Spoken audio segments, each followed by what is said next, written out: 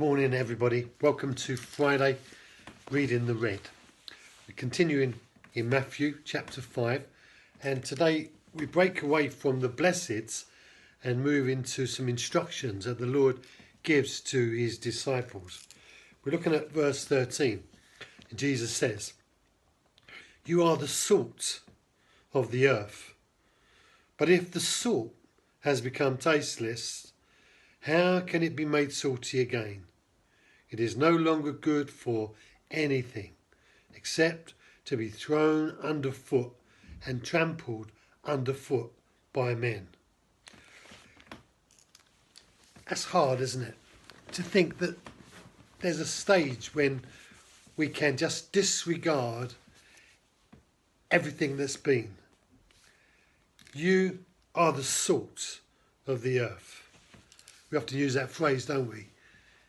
The salt of the earth. What we really mean by that is their lives are tasteful. Their lives are full of qualities that we want to embrace, we want to just take hold of.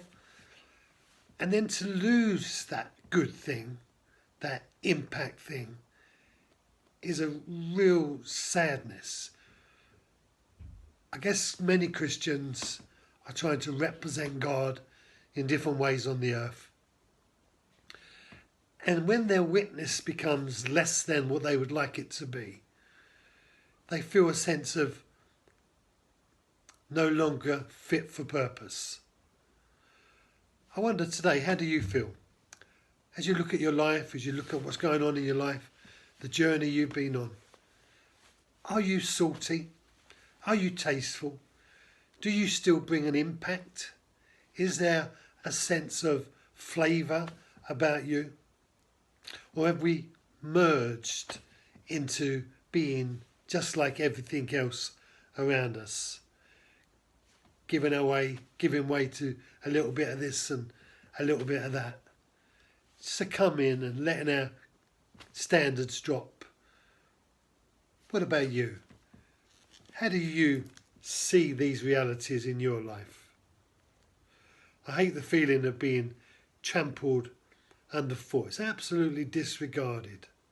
No longer good for anything, Jesus says. No longer good for anything. You know, we live in a world of recycling where everyone is trying to upcycle this and restore that and reuse this, and no longer good for anything. No longer good for anything. And I guess really when humanity moves so far away from the ways of God, God has no more choice than to collect up everything that has no more good and cast it aside and trample it underfoot. I guess that's why hell was made. The Bible tells us hell was made for the devil and his angels. He never intended any human beings to go there. He never intended them to lose their way so much that they would be no longer fit for purpose.